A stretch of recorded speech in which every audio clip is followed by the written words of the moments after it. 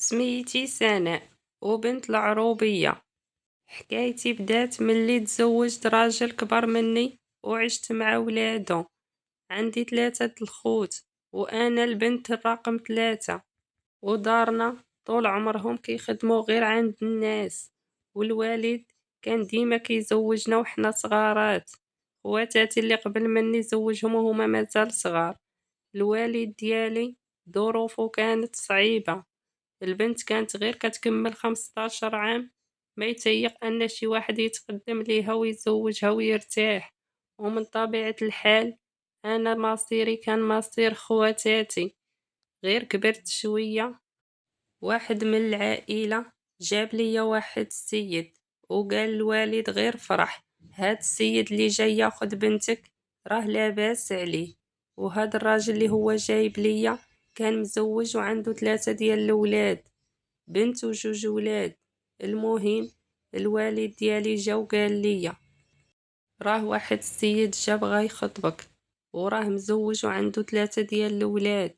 قلت لي غادي ترميني هاد الرمية وتزوجني براجل كبير وعنده الولاد؟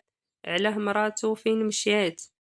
قال لي راه ماتت وخلات ليه الولاد، وهو بغى اللي يقابل ليه ولادو وتعيشي حتى انتي في الخير، يعني تردي البال للولاد ومنها حتى نتيا تعيشي عيشة مزيانة.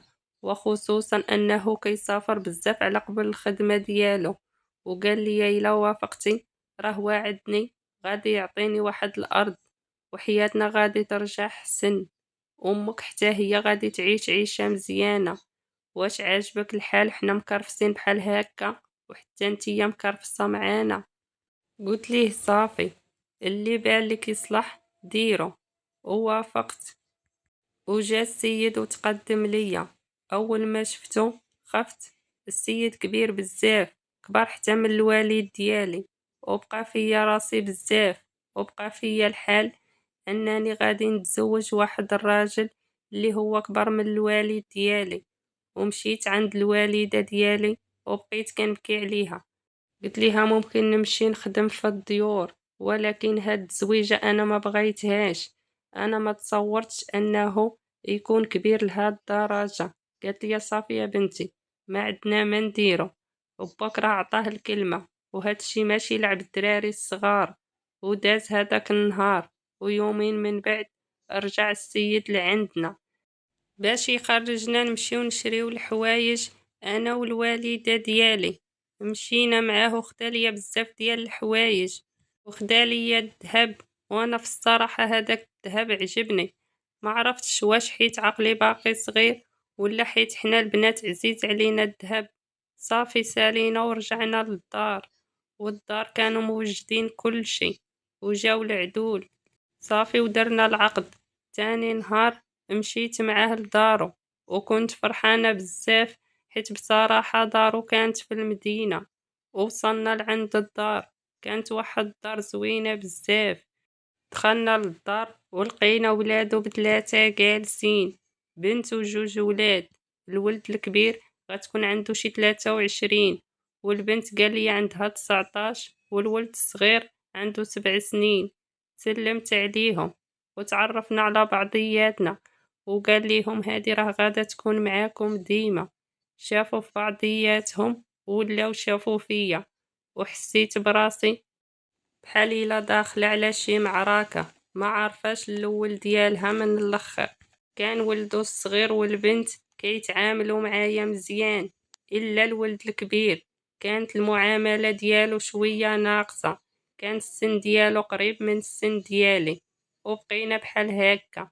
الوالد ديالو كيسافر وكيرجع على قبل خدمته، وكان ملي كيرجع من السفر كيجيب لينا بزاف ديال الحوايج، لا ليا لا لولادو. ولكن المعاملة اللي بيني وبينه ما كانتش حتى لهيه، وخاصة كاينة فرق السن، وخاصة انه كيبان ليا السيد كبير وعيا.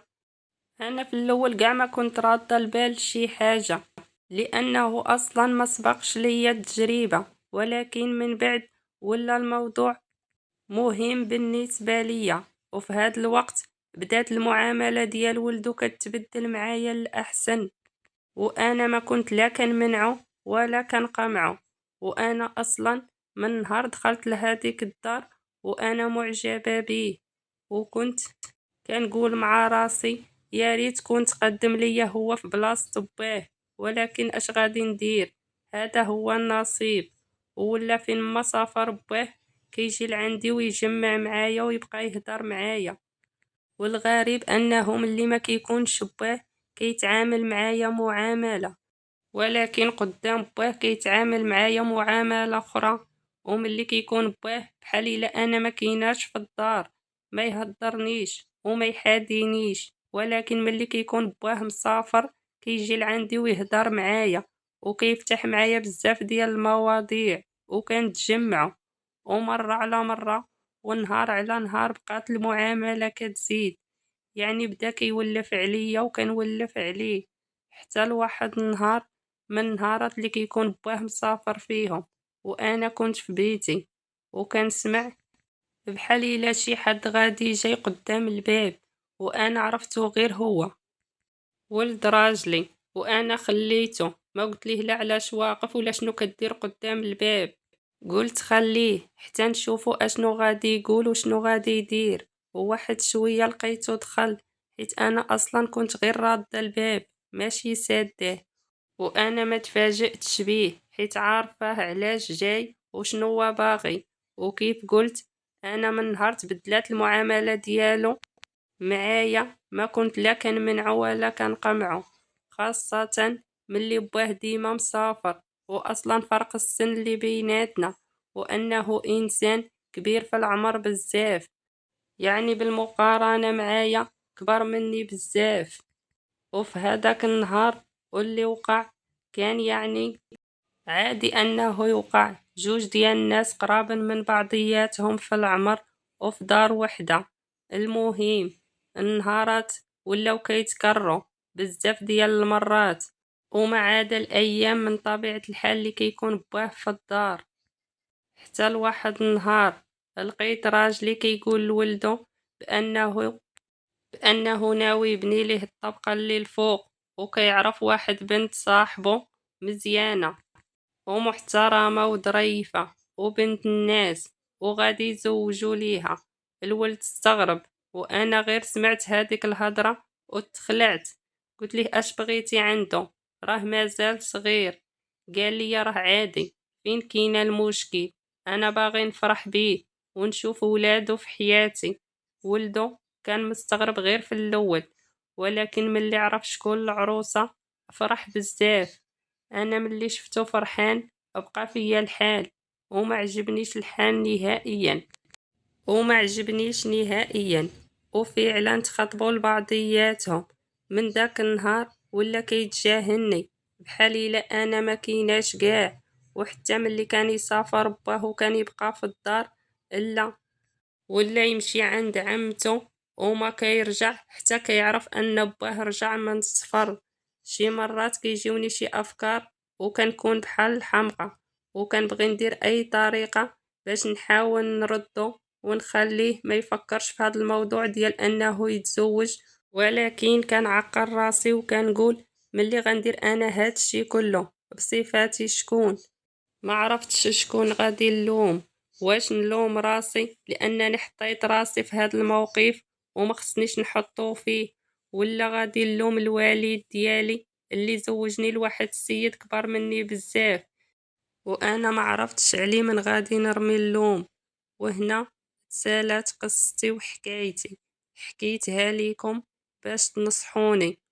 كنشكركم على حسن استماعكم وخليتكم على خير.